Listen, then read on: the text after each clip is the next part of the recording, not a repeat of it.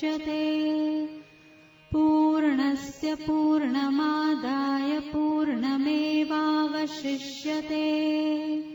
ॐ शान्ति शान्ति शान्तिः।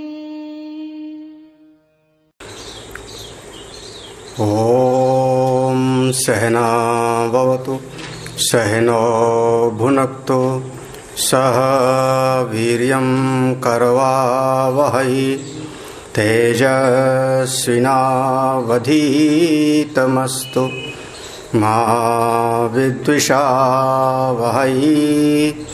ॐ शान्ति शान्ति शान्तिः। शङ्करं शङ्कराचार्यं केशवं बादरायणं सूत्रभाष्यकृतौ वन्दे भगवन्तो पुनः पुनः। ईश्वरो गुरुरात्मेति मूर्तिभेदविभागिने व्योमवद्व्याप्तदेहाय दक्षिणामूर्तये नमः। सदाशिवसमारम्भां शङ्कराचार्यमध्यमाम् अस्मदाचार्यपर्यन्तां वन्दे गुरुपरम्पराम्। श्रुतिस्मृतिपुराणानाम् आलयं करुणालयं नमामि भगवत्पादं शङ्करं लोकशङ्करम्। अध्यात्म विद्या केंद्र, जिसके संस्थापक प्रातः स्मरणीय परम पूज्य स्वामी प्रेमपुरी जी महाराज को मेरा वंदन नमन। समुपस्थित सभी आत्मस्वरूप भक्तजन, महामुनि अष्टावक्र जी महाराज जनक जी महाराज को उपदेश देते हैं।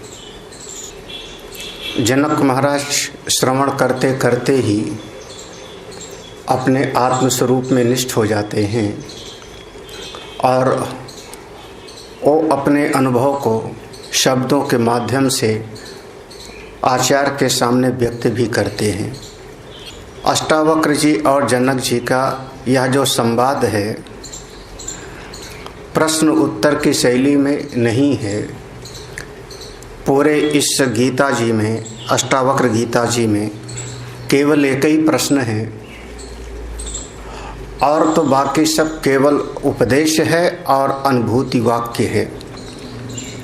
16वां अध्याय हम लोगों ने पढ़ा था, जिसके 3 श्लोक सुन लिया था। 16वें अध्याय के शुरुआत में कहते हैं, आचक्ष शृणुवातात नाना शास्त्राणि अनेकशः तथापि न तौ स्वास्थ्यम सर्व विस्मरणात् रीते। रीते सत्य बात है, बिल्कुल सत्य बात है कि चाहे जितना शास्त्रों का आप श्रवण कर लो, भिन्न भिन्न प्रकार के शास्त्रों का अनेक अनेक प्रकार से उसकी व्याख्या का श्रवण कर लो, उसके बाद भी अपने स्वरूप में स्थिति आपको तब तक नहीं होगी जब तक बाह्य जगत के जितने भी विषय पदार्थ हैं उनमें जो चित्त की राग द्वेषात्मक प्रवृत्ति और निवृत्ति है, उसका जब तक आप चित्त से निकाल नहीं दोगे। इस अध्याय का मूल सूत्र ही है सर्व विस्मरणात् ऋते। उपक्रम यहाँ से माना गया। जब तक सब भूल नहीं जाओगे इस दुनियावी बातों को, जगत के संबंधों को, जगत में अपनी कर्तव्य बुद्धि को, तब तक स्वरूप निष्ठा नहीं प्राप्त होती। और इस बात को तीसरे श्लोक में कह दिया, इस जगत में अपने कर्तव्यों का निर्वाह करते करते सकलो दुखी, आयासात सकलो दुखी। जिंदगी भर आदमी परिश्रम करता रहता है कि मैं सुखी हो जाऊंगा, इतना मैं कर्तव्य कर लूं, उसके बाद बहुत सुखी हो जाऊंगा। लेकिन चाहे जितना परिश्रम कर लेता है, परिश्रम करने के उपरांत उसको दुख ही प्राप्त होता है। एनम ना जानाति, इस बात को, इस रहस्य को लोग जानते नहीं, कोई जानता नहीं। और जो इस रहस्य को जान जाता है वो अनेन एव उपदेशेन, इतने ही उपदेश से अपनी ब्रह्मानुभूति में, आत्मानुभूति में प्रवेश कर जाता है। चौथा श्लोक था, हम लोग पढ़ते हैं। व्यापारे खिद्यते यस्तु, व्यापारे खिद्यते यस्तु, निमेषोन्मेषयोरपि, निमेषोन्मेषयोरपि, तस्यालस्य धुरीणस्य, तस्यालस्य धुरीणस्य, सुखं नान्यस्य कस्यचित्, सुखं नान्यस्य कस्यचित्। यस्तु, जो कोई भी थोड़ा विलक्षण है, किस, तू माने विलक्षण, किससे? पूर्व के श्लोक में जो कहा था, आयासात सकलो दुखी, परिश्रम करते करते करते करते संसार के सभी प्राणी दुखी हैं। तो तू इससे विलक्षण के अर्थ में जा रहा है, इसका विपरीत। यस्तु, जो कोई भी इसके विपरीत, निमेष उन्मेषयोरपि व्यापारे खिद्यते, निमेष अपने नेत्र को खोलने में, उन्मेष खोलने में और निमेष बंद होने में। तो निमेष माने जो है अपने इस पलकों का एक को निमि कहा जाता है। कहा जाता है यहाँ निमि विराजमान होते हैं, इसलिए पलक गिरने के समय को ही निमिष माना गया। काल की गणना यहीं से शुरू होती है, उन्होंने ऐसा माना। तो निमेष उन्मेष, उन्मेष आंखों के खोलने और बंद करने में भी किसी विशेष प्रयोजन से, किसी विशेष कर्तव्य की बुद्धि से अब मुझको इस मार्ग को देखना है, इस रास्ते पर जाना है, या हमको अपने नेत्र को बंद करना है। इसलिए कहा व्यापारे, व्यापारे माने कर्तव्य बुद्धि से, विशेष प्रयोजन से, आँख के खोलने और बंद करने में भी जिसको बहुत कष्ट होता है, खिद्यते। यस्तु निमेष उन्मेषयोरपि व्यापारे खिद्यते, आँख बंद करने और आँख खोलने में भी जिसको बहुत अच्छा नहीं लगता। आँख खोलना बंद करना यानी संसार का कर्तव्य करो या ना करो, ये करो और ये मत करो, इसमें अब उसको बिल्कुल अच्छा नहीं लगता। क्यों? उसका कारण ये है कि अब उसके मन में कोई चाह ही नहीं है। जब बाह्य जगत की कोई चाह होगी तो या तो प्रवृत्ति कराएगा या तो निवृत्ति कराएगा। कोई भी कामना होगी तो कर्म हेतु कामा स्यात्, कर्म का हेतु कामना होती है। मन में कामना होगी तो प्रवृत्ति कराएगी या तो निवृत्ति कराएगी। आँख खोलना यानी प्रवृत्ति और आँख बंद करना यानी निवृत्ति। अब अगर चित्त में प्रयोजन है, कामना है, तो प्रवृत्ति निवृत्ति में जावेगा। कोई कामना ही नहीं रही, कोई प्रयोजन ही नहीं रहा, अब करे क्या? तो अपनी जिस हाल में है, जिस मौज में है, अपने महिमा में रहता है। इसके लिए कहा कभी मन में आया, बैठा हुआ है, चल पड़ा। कभी देवालय में, मंदिर के बरामदे में जाकर के लेट गया, कभी वृक्ष के नीचे ही जाकर के लेट गया। कौपीनवंता खलु भाग्यवंता, अपनी महिमा में रहता है।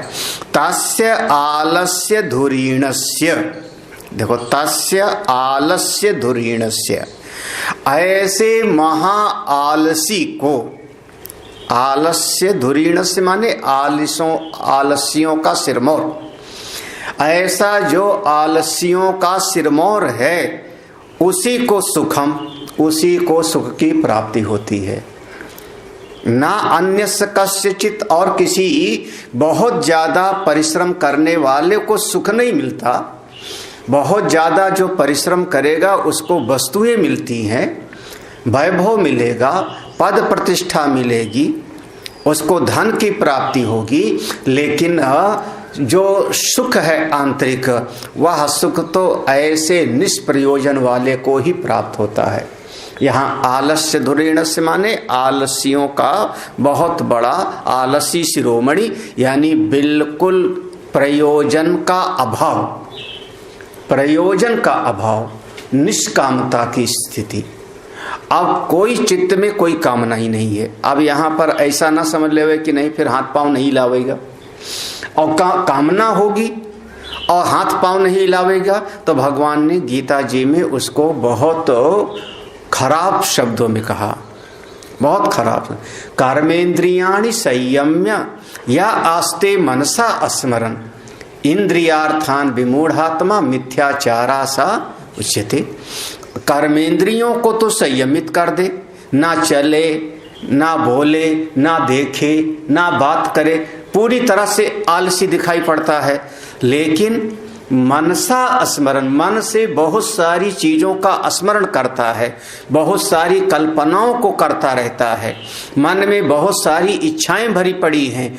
ऐसे लोगों के लिए भगवान ने कहा वो तो मिथ्याचारः स उच्यते, वह ठीक नहीं है, ऐसा तो बिल्कुल विपरीत बात है। तो यहाँ आलस्य धुरीणस्य का अर्थ हुआ निष्प्रयोजन चित्त, बिल्कुल मन में कर्तव्य बोध ही नहीं है किसी के प्रति। और ऐसा महापुरुष है तो अपनी महिमा में है, उसी को सुख की प्राप्ति होती है। अन्यस्य कस्यचित् ना, अन्य किसी और को ऐसा सुख प्राप्त नहीं होता, ऐसा आनंद शांति प्राप्त नहीं होती। इसलिए अब इसी को आप कह लो कि संन्यास है। संन्यास में सब कुछ उसने संन्यास कर दिया, अपने शरीर का भी उसने पिंडदान कर दिया, बिरजा होम कर दिया। अब क्या रह गया? हाँ, सारे संबंध, अपना शरीर, सबका जब न्यास कर दिया तो अपनी महिमा में कोई कर्तव्य नहीं है। कर्तव्य बोध की समाप्ति, निष्कामता की स्थिति को ही यहाँ पर आलस्य कहा गया है। मन में इच्छा हो और शरीर आलसी बना रहे, वो कभी भी आदरणीय नहीं होता, वो साधना के पथ में बिल्कुल स्वीकार नहीं है। यहाँ मन स्थिति ऐसी है, मन में कुछ कामना नहीं है। और ठीक है, इच्छा हुई, पांव से चल पड़े उन्होंने किसी कारण से। हाँ, अगला देखो, इसी बात को और विस्तार में कहते, इसी बात को कहते, इदं कृतमिदं नेति, इदं कृतमिदं नेति, द्वन्द्वैर्मुक्तं यदा मनः, द्वन्द्वैर्मुक्तं यदा मनः, धर्मार्थ काम मोक्षेषु, धर्मार्थ काम मोक्षेषु, निरपेक्षं तदा भवेत्, निरपेक्षं तदा भवेत्। देखो, इदम कृतम, इदम ना इति, इदम कृतम, ये कार्य मैंने कर लिया। इदम माने इतना तो हमने कर लिया, और इदम ना इति, ये कार्य हम नहीं कर पाए किसी कारण से, समयाभाव था या किसी और कारण से यह नहीं हो पाया, जब समय मिलेगा तो कर लेंगे। तो इतना हमने कर लिया और इतना अभी हमने नहीं किया, इतना कार्य करना रह गया, यह द्वंद्व है। और संसार के जीवों में ये द्वंद्व रहता है। इतना कर लिए, इतना करना बाकी है, इतना पा लिया, इतना पाना बाकी, इतना जान लिया और इतना जानना बाकी है। इतना हो गया, कुछ दिन में इतना और हो जाएगा। बस ये जो द्वंद्व है, ये द्वंद्व में जीव फंसा रहता है। ऐसे महापुरुषों का द्वंद्वैर मुक्तम, ये द्वंद्व से उनका मन बिल्कुल अलग हो गया। यदा मन, यदा माने जब ऐसे महापुरुषों का द्वंद्वैर मुक्तम मनः, ऐसे द्वंद्वों से छूट गया, अब उनके चित्त में होता ही नहीं कि इतना करना था, इतना किया था, इतना बाकी रह गया, कोई वृत्ति नहीं उठती। जब चित्त में वृत्ति नहीं उठती तो आलस्य धुरीणस्य, वो अपने स्वरूप में स्थित है, अपनी स्वास्थ्य स्थिति में है। इस अध्याय का मूल सूत्र है सर्व विस्मरणात् स्वास्थ्य। अपने स्वरूप में स्थिति होना चाहिए तो उसके लिए सब भूलना पड़ेगा। बस सब भूला, अपने स्वरूप में स्थिति हो गई। अब इस स्थिति में क्या है? धर्म अर्थ काम मोक्षेषु, ये जो जीव के 4 पुरुषार्थ माने गए हैं, धर्म करो, फिर अर्थ की प्राप्ति भी करो, फिर काम की भी प्राप्ति हो, और मोक्ष के लिए भी प्रयत्न करना चाहिए। ये 4 पुरुषार्थ के लिए वर्णन किया गया। पुरुष ही अर्थ थे, जिसको पुरुष चाहता है, पुरुष जिस चीज की कामना करता है उसी का नाम हुआ पुरुषार्थ चतुष्टय। धर्म अर्थ काम और मोक्ष, और ये चारों में से भी उसको कुछ नहीं चाहिए। अब धर्म की भी इच्छा नहीं है। क्यों? क्योंकि धर्म की इच्छा तब होती जब स्वर्ग आदि की, पुण्य आदि की कोई कामना होती। ऐसा हम धर्म का कार्य करेंगे, उससे पुण्य का सृजन होगा, वो पुण्य हमको सुख देगा, भावी सुख, बाद में सुख देगा। हाँ, चाहे स्वर्ग का और चाहे इस लोक का, वो तो अभी अपने सुख में है। हाँ, वो तो अभी अपने आनंद में है। तो भावी सुख उनको चाहिए नहीं। कुछ समय के बाद आज इतना धर्म का काम करूंगा, इतनी सेवा कर दूंगा, इतने लोगों को जल पिला दूंगा, इतने लोगों को भोजन करा दूंगा, इतना पुण्य मिल जाएगा। उस पुण्य का फल सुख होता है, तो हम ये पुण्य का फल हमको सुख मिलेगा। अब ऐसा जो भावी सुख है उसकी कोई उनके भीतर चाह नहीं, वर्तमान में ही सुखी है। हाँ, तो भावी सुख की कामना नहीं, तो धर्म का कार्य छूट गया उनसे, काय के लिए करेंगे? अर्थ, उस पर कोई संचय की दृष्टि नहीं, क्योंकि उन्होंने समझ लिया कि अर्थ अनर्थ का जड़ है। जितना शरीर की आवश्यकता है वो मिल जाता है। काम बहुत सुख, काम तो अपने भीतर ही सुखी है, अपनी अंतरात्मा में ही सुखी है। और अब मोक्ष की भी कामना नहीं है, क्योंकि उनको अनुभव हो गया कि सारा जगत स्वप्नवत है, ये शरीर भी झूठा है। मई अनंत महाम्भोधो, ऐसा कहा है जनक ने पहले। मुझ अनंत महासमुद्र में, मैं आत्मा हूँ, चित्त रूप हूँ, मुझ अनंत महासमुद्र में ये जगत रूपी तरंग उठती है, रहती है और इसी में लय हो जाती है। मैं तो वो आत्मा हूँ। अब मोक्ष की भी कामना नहीं। निरपेक्षम तदा भवेत्, अब चारों पुरुषार्थों से निरपेक्ष हो गए, कुछ चाहिए नहीं, इसलिए आलस्य शिरोमणि है। कुछ चाहिए होता और ना करो तो आपके जीवन में फिर आंतरिक द्वंद्व होगा, आंतरिक संघर्ष हो जाएगा। भीतर चाहिए और बाहर से कर्मेंद्रियों को रोक लेना, वो चीज मिथ्या व्यवहार हो जाता है, वो चीज ठीक नहीं। चाहिए नहीं कुछ, अपनी महिमा में है, न धर्म न अर्थ न काम न मोक्ष, तो ऐसे आलस्य धुरीणस्य सुखम, उन्हीं को अपने आप में सुखी हैं। हम लोग कह सकते हैं जैसे भगवान रमण महर्षि, बड़े ऋषि लोग हैं, बड़ी शांति से अपनी महिमा में बैठे हैं, जंगल में बैठे हैं, गुफा में बैठे हैं, पेड़ के नीचे बैठे या कुटिया में, आश्रम में बैठे हैं। हाँ, कुछ करिए महाराज, कुछ चाहिए नहीं, करें क्या? कुछ चाहिए नहीं। हाँ, सृष्टि के लिए कुछ करिए, लोक संग्रह के लिए करिए। अरे सृष्टि के भी नियंता जो है वो कर लेंगे। सृष्टि के नियंता नारायण है, मेरा दृढ़ विश्वास है। संसार के मालिक संसार की व्यवस्था संभाल लेंगे, हम क्यों चिंता करें?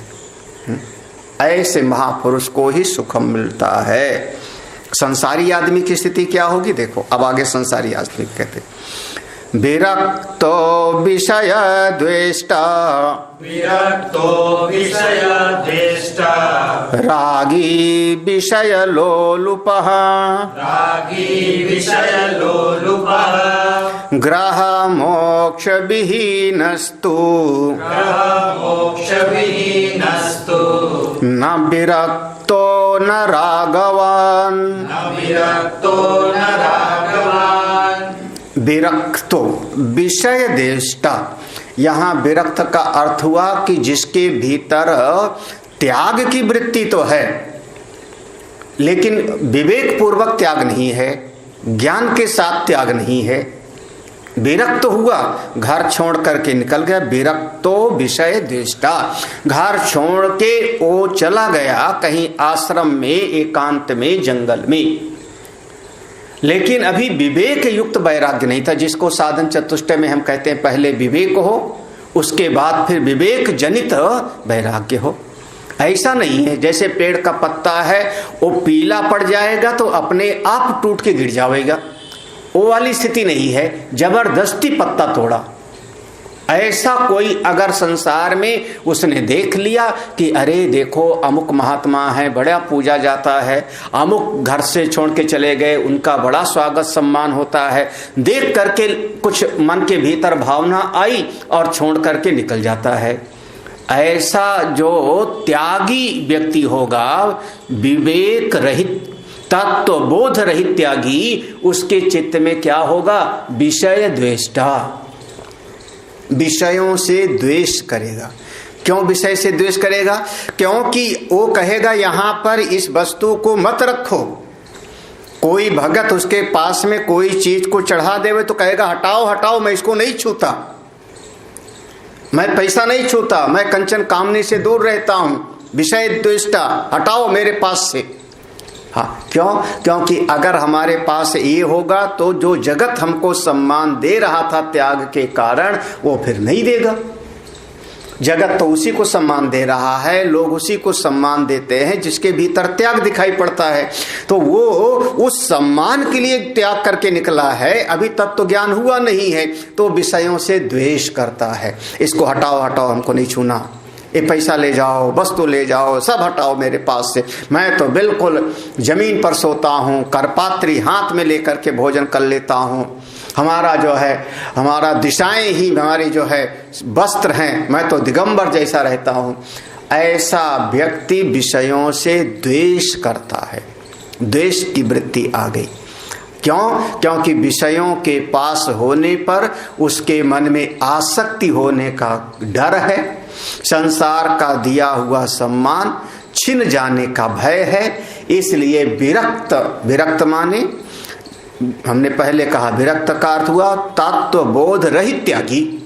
घर छोड़ा, निकल गया, लेकिन अभी ज्ञान नहीं, वो विषय से द्वेष करता है। देखो, एक तो ये श्रेणी हो गई।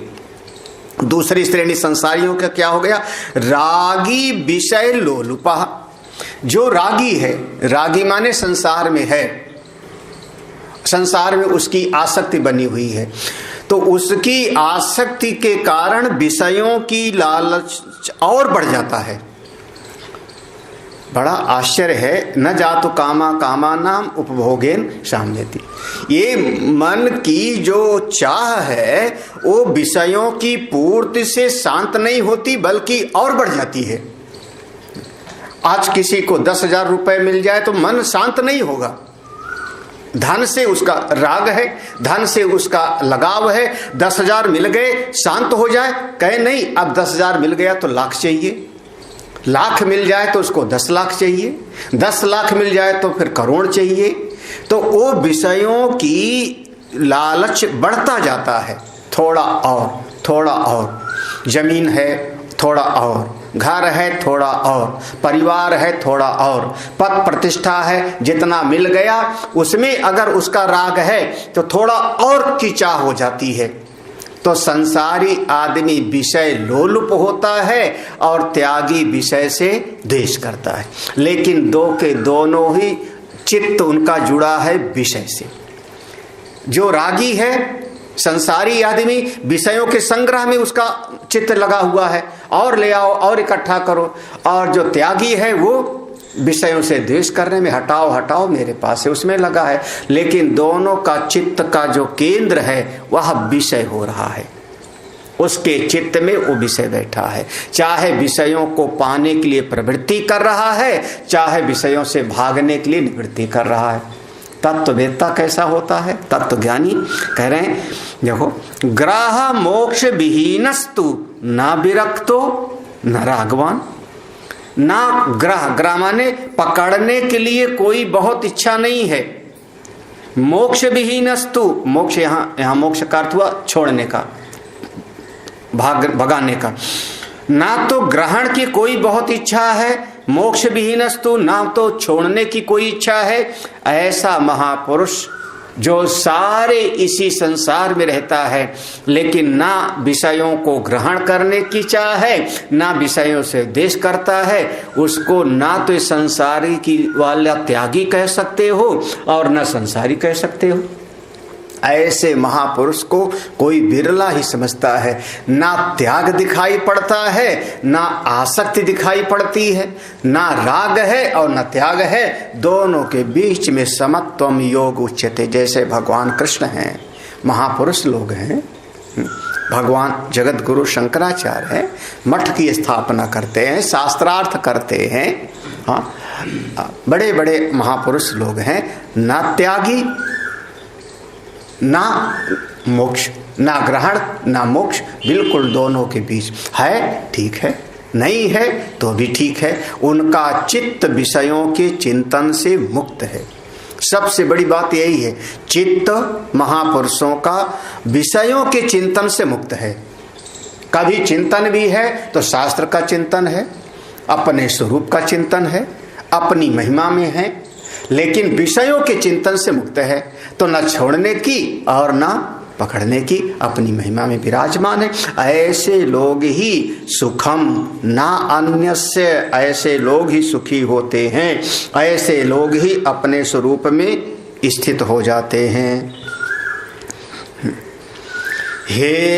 हेयोपादेयता तावत्, हेयोपादेयता तावत् संसार विटपांकुरः, संसार विटपांकुरः स्पृहा जीवति यावद् वै, स्पृहा जीवति यावद् वै निर्विचार दशास्पदम्, निर्विचार दशास्पदम् तावत् तावत् संसार विटप अंकुरः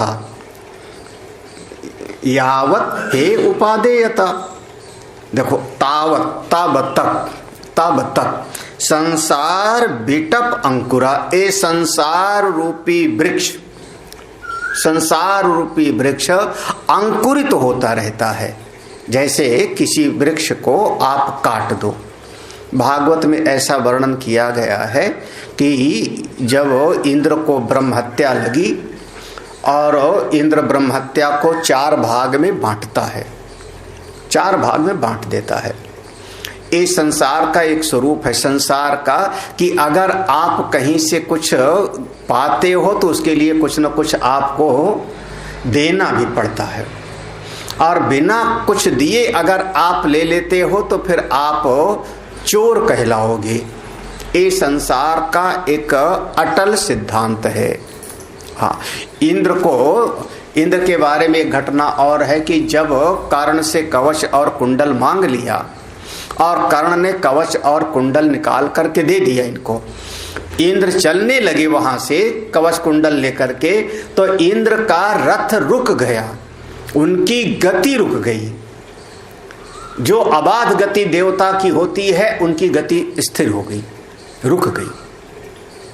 तब इंद्र ने विचार किया तो उनको आकाशवाणी होती है, आदेश होता है कि इंद्र तुमने लिया उससे, उसने अपने जीवन की परवाह किए बगैर तुमको दे दिया कवच कुंडल निकाल करके, और तुमने बदले में कुछ दिया नहीं उसको, तुम्हारी गति इसलिए अवरुद्ध हो गई। तब इंद्र ने फिर उसको एक अमोघ शक्ति दिया, जिसको बाद में फिर भगवान ने घटोत्कच पर चलवाया। अमोघ थी वो शक्ति। ऐसे अगर कुछ प्राप्त करते हैं तो बदले में कुछ करना पड़ता है। तो इंद्र को एक बार ब्रह्महत्या लगी, जब उन्होंने एक अपने आचार्य विश्वरूप का वध किया, तो जब उनको ब्रह्महत्या लगती है तो उनको बताया कि ब्रह्महत्या को जो ले वो आप उसको बांट सकते हो। तो उन्होंने 4 भाग में बांटा अपनी ब्रह्महत्या को, 4 लोगों को दे दिया था। उसमें एक वृक्षों को भी दिया एक भाग, जब 4 भाग में एक भाग वृक्ष को दिया और वृक्ष को आशीर्वाद दिया, जब अपनी ब्रह्मत्या दिया तो अपना पाप कम हो गया, तो आशीर्वाद दिया उसके प्रति कि तुम्हारे अगर डाल आदि को कोई काटेगा, तना को कोई काटेगा, तो तुम में से फिर से अंकुर निकल आए।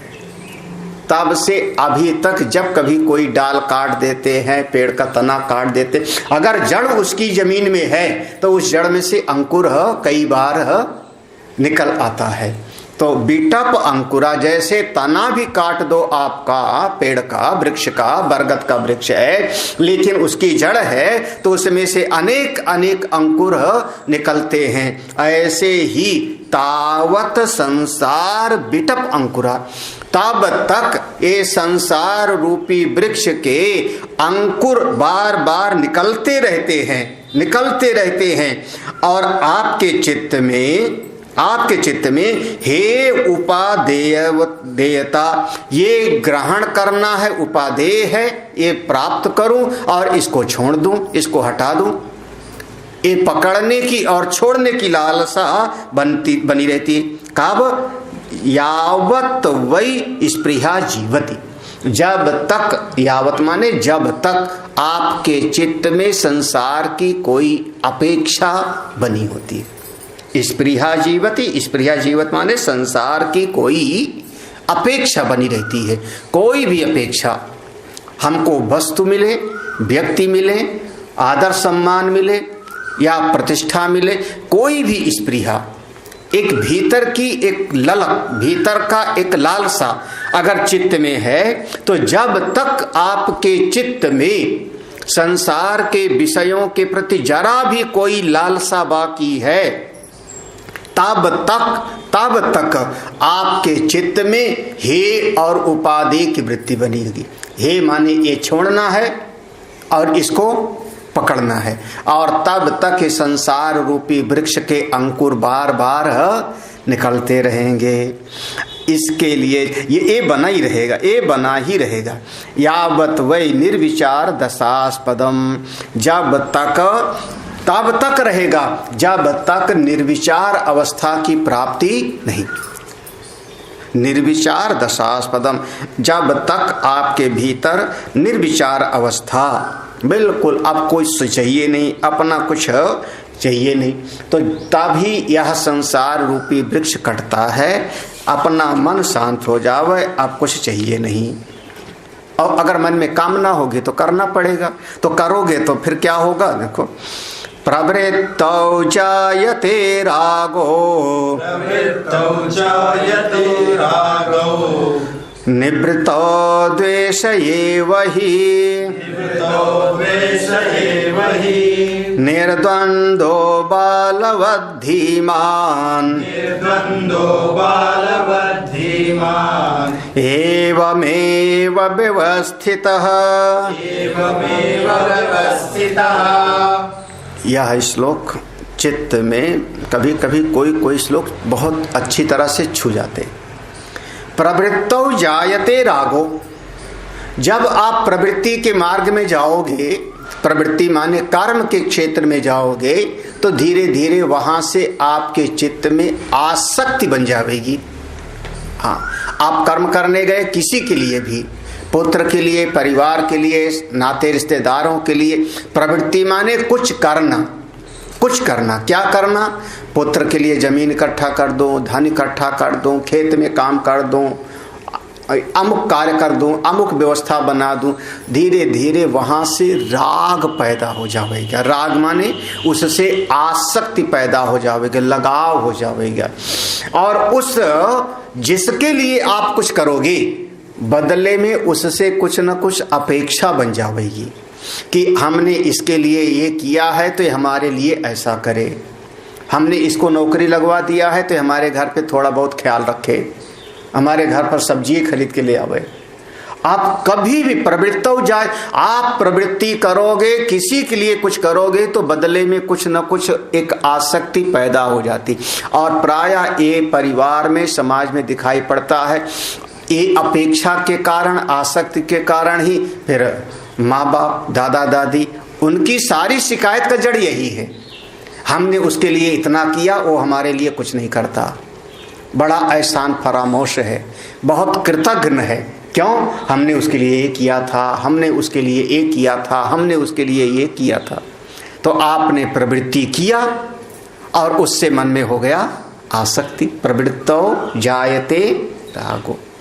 अच्छा, सब छोड़ के भाग जाऊं जंगल में चला जाऊं, सब छोड़ करके किनारे गुफा में बैठ जाऊं, तो कहते हैं निवृत्तो द्वेष एव ही।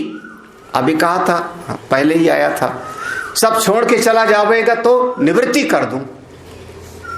पहले कहा था ना, विरक्तो विषय द्वेष्टा, विरक्तो विषय द्वेष्टा और रागी विषय लोलुप। बिल्कुल उसी बात को दूसरे तरीके से देखो। निवृत्तो, अगर विवेक नहीं है, ज्ञान नहीं है, बोध नहीं, और सब छोड़ करके किनारे चला जावे, तो उसको हर एक चीज से द्वेष दिखाई पड़ता है।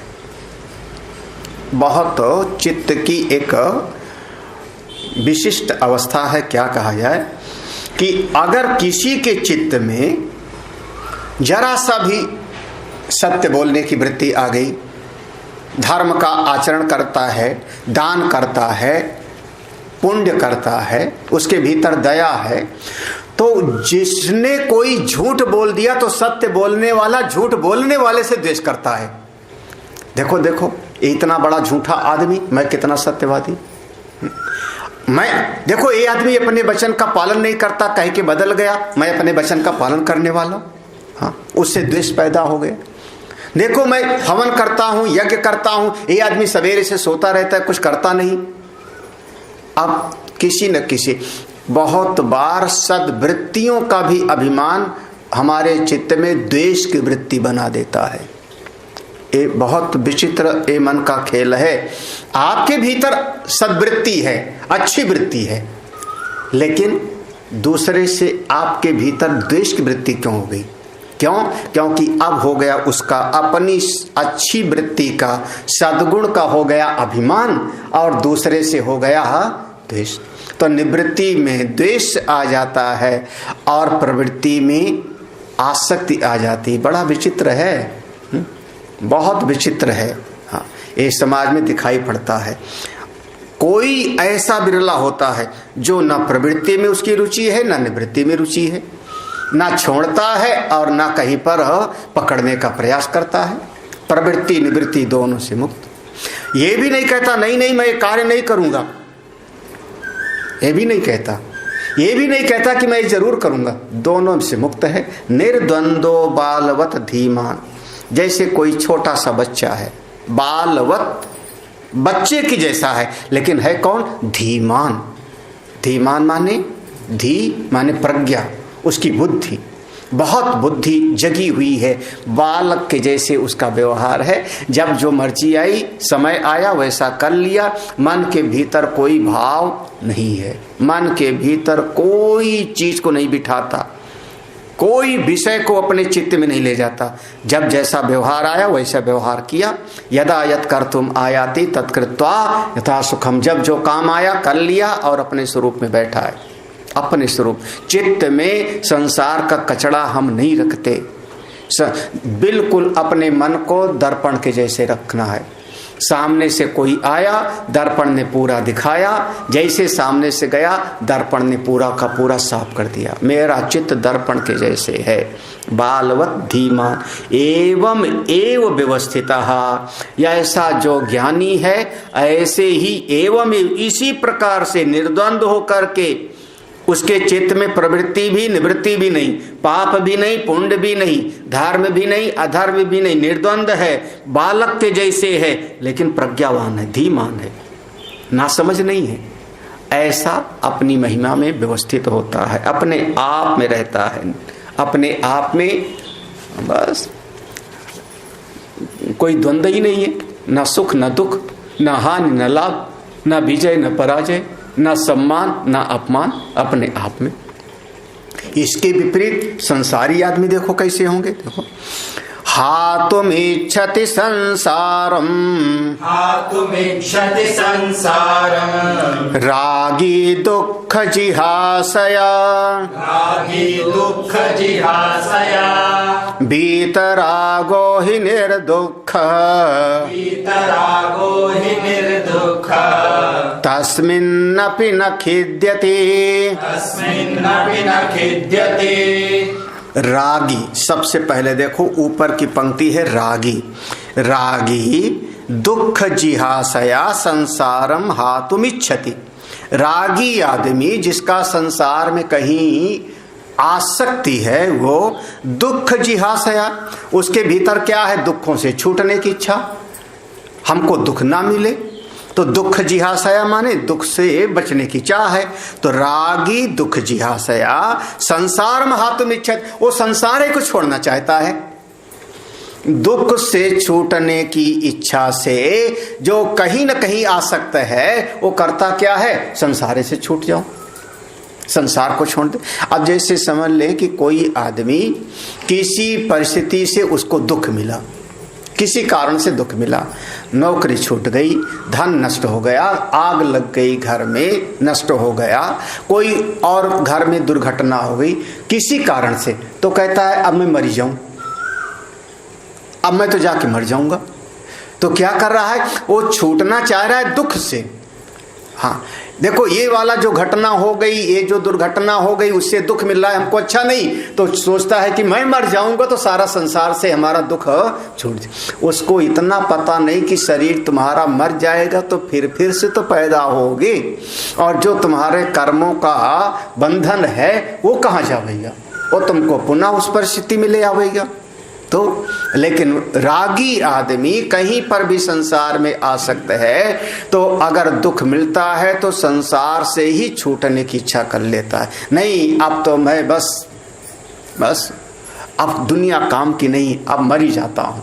हाँ, गंगा में डूब के मर जाता हूँ, ट्रेन से कट के मर जाता हूँ। ऐसा आदमी संसारम हातुम इच्छति, पूरे संसार से ही वो ये रागी है। अगर विवेकवान होता तो ऐसा ना सोचता। विवेकवान होता तो कहता दुनिया रहे तो रहे, अपने मन को हम किनारे कर लेंगे।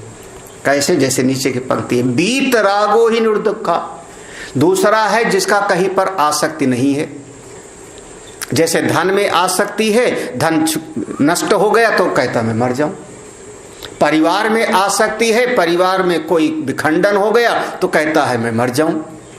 हाँ, हम इसके बगैर जी नहीं सकते, हम इसके बगैर रह नहीं सकते, हम इसके बिना दुखी हैं। इसका मतलब क्या? तुम्हारा वहां पर बहुत आसक्ति है, राग है। इसीलिए तो जो बीत राग है वो निर्दुखम, जिसका राग चला गया, आसक्ति चली, वो इसी संसार में रहता है, इसी दुनिया में रहता है। अब उसको किसी प्रकार का दुख नहीं है। वही संसार, इसी संसार में रागी आदमी घोर दुखी था, इसी संसार में बीत राग है जिसका कहीं पर आसक्ति नहीं, उसको किसी प्रकार का कोई दुख ही नहीं। अपने आप में बीत रागो ही निर्दुख। असल में कोई दुकान हमको दुख नहीं देती। दुकान में आग लग गई, जल रहा है धू धू करके, वो दुकान में जो आग लग गई उसके कारण हम नहीं दुखी होते। मेरी दुकान में आग लग जाए तो हम दुखी होंगे। हाँ, ना जाने कितने लोग संसार में मरते हैं, एक दिन में हजारों लाख, हमको दुख नहीं है। मेरे परिवार वाला कोई मर जावे तो आदमी दुखी होगा। तो आपको दुख कहाँ से मिल रहा है? वो मेरे पने से, आसक्ति से। हमारे साथ क्यों होता है ऐसा? आदमी का ये बार बार प्रश्न होता है, हमारे साथ क्यों होता है? हाँ, हम तो इतना सत्संग सुनते हैं, पूजा करते हैं, मंदिर जाते हैं भगवान के, हमारे साथ क्यों होता है? क्यों? क्योंकि आपको महसूस हो रहा है, आपको कहीं न कहीं आसक्ति। बीत रागो ही निर्दुख, जो बीत राग है, कहीं पर आसक्ति नहीं। ठीक है, सृष्टि जैसी है भगवान की है, मेरा इसमें कोई मोह नहीं है। हरि इच्छा तस्मिन अपि न खिद्यति, तस्मिन इसी संसार में रहता है। बीतराग आदमी इसी दुनिया में चलता है, यहीं पर लोगों से मिलेगा जुलेगा, शिष्यों को स्वाध्याय कराता है, लेकिन वही घटना वही घटना रागी के सामने हो जाता है बहुत दुखी, वीतरागी के सामने कोई परवाह ही नहीं। ठीक है, हाँ, एक छोटी सी घटना हो जाए, दुनिया का क्या होगा, समाज बहुत नीचे की तरफ जा रहा है, समाज में धर्म की बड़ी हानि हो रही, रागी आदमी दुखी है, वीतराग आदमी उस स्थिति में वो भी रह रहा है लेकिन अपनी मस्ती में है, किसी से कोई लगाव नहीं। तस्मिन अपि न खिद्यते, इस संसार में रहते हुए भी उसको जरा भी खेद नहीं होता। बहुत बढ़िया बात आगे कहते हैं,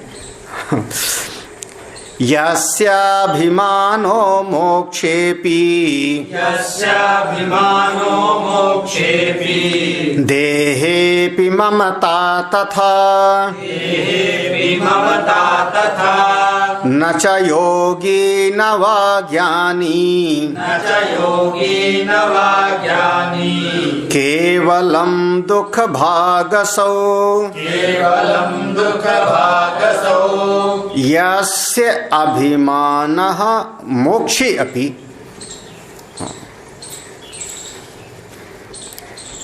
मोक्ष में भी जिसका अभिमान है, देखो शरीर की कोई न कोई वर्ण आश्रम व्यवस्था है। वर्ण आश्रम, हमारा शरीर एक वर्ण में जन्म लिया, ब्राह्मण क्षत्रिय वैश्य शूद्र, इसमें अभिमान है। या हमारे शरीर की एक स्थिति है कि ब्रह्मचारी है, गृहस्थ है, वानप्रस्थी है या सन्यासी, इसका नाम है वर्ण आश्रम व्यवस्था। तो अब वर्ण आश्रम व्यवस्था से सन्यास लेकर के किनारे हो गया, उसने सन्यास लेकर के ये वर्ण आश्रम से किनारे हो गया, तो अब ये तो छोड़ दिया, ये तो छोड़ दिया। लेकिन उसके बाद अब उसके चित्त में आया मैं मुक्त हो गया, मैं तो मुक्त हो गया। अरे ये जो बोल रहा है कि मैं मुक्त हो गया, इस मैं से छुटकारा होना था ना। ये कहने वाला कौन है? यही तो बंधन है, यही तो जीव है जो कह रहा है मैं मुक्त हो गया। हाँ, ये जो मैं पना है, अगर इसका भी अभिमान हो गया कि नहीं मेरा कहीं पर कोई कर्तव्य नहीं है, मैं तो कुछ भी नहीं करूंगा, अभी अभी जैसे कहा था जो आलसियों का शिरोमणि है, हाँ, आलस्यों का भूप ही ब्रह्म सुख चख पाए, भोले बाबा ने इसका आलस्यों का भूप ही ब्रह्म सुख चख पाए। जो मैं तो बिल्कुल कुछ नहीं करूंगा, तो आपका अपना उस त्याग में भी, मुक्ति में भी उसका भी एक अभिमान चुपके से बन गया, एक सूक्ष्म रूप से चित्त में अभिमान आ गया। तो कह रहे हैं यस्य मोक्षे अपि अभिमान, जिसका मोक्ष में भी अभिमान है, मैं मुक्त हूं, और दूसरी तरफ देहे भी ममता, तथा शरीर में भी ममता है। लो बड़ा विचित्र है। ये कई बार महापुरुषों में, अब चूंकि हमारा आश्रम है हरिद्वार में, संत लोग भी आ जाते हैं कभी कभी करुणा करके। संत लोगों का मेरा स्नेह है, मैं चाहता हूं कि रहें हमारे आश्रम में संत लोग। हाँ, ये हमारी अपनी भावना होती है। लेकिन कई बार व्यवहार में तो संत लोग कोई कोई ऐसे आ जाते हैं बिरले, जो अपने आप को पूरा निवृत्ति परायण दिखाएंगे, हम कुछ नहीं करना, जगत मिथ्या है, लेकिन रोटी खास रोटी चाहिए, ऐसी रोटी हम नहीं खाते, ऐसी रोटी खाएंगे। चाय बनाने के लिए ऐसी चाय नहीं पीते, ऐसी चाय पिएंगे। कमरा हमारे लिए ये वाला कमरा नहीं, इससे बढ़िया वाला कमरा, ऐसा कमरा नहीं, ऐसा कमरा चाहिए। हाँ, हमारे लिए ये व्यवस्था होनी चाहिए। अब उनका ये, जब आप पूरी तरह से निवृत्ति परायण हो, बिल्कुल कुछ नहीं करना, प्रपंच में नहीं पढ़ना, आश्रम नहीं बनाना, सबका सब ऐसे महात्मा में, हमको आश्रम नहीं बनाना, प्रपंच नहीं बनना, हम तो त्याग में रहेंगे, निवृत्ति परायण रहेंगे। लेकिन आपको सुख तो सारे चाहिए, कमरा भी ठीक चाहिए, पानी भी चाहिए, हाँ, चाय भी ठीक से चाहिए, वस्तु भी चाहिए सब। तो आपकी स्थिति क्या हो गया कि आपका निवृत्ति में, मोक्ष में भी अभिमान है, और देहे अपि ममता, शरीर में भी आपका ममत्व है। जब शरीर में ममत्व है इसका, तो आप इसकी ममता भी छोड़ देती है ना। अब ये शरीर प्रारब्ध के अनुसार इसको पानी मिलना होगा तो मिलेगा, बिना चीनी की चाय मिलनी होगी तो मिल जाएगी, नहीं मिलेगी तो नहीं, एक टाइम मिलेगा, क्या करना?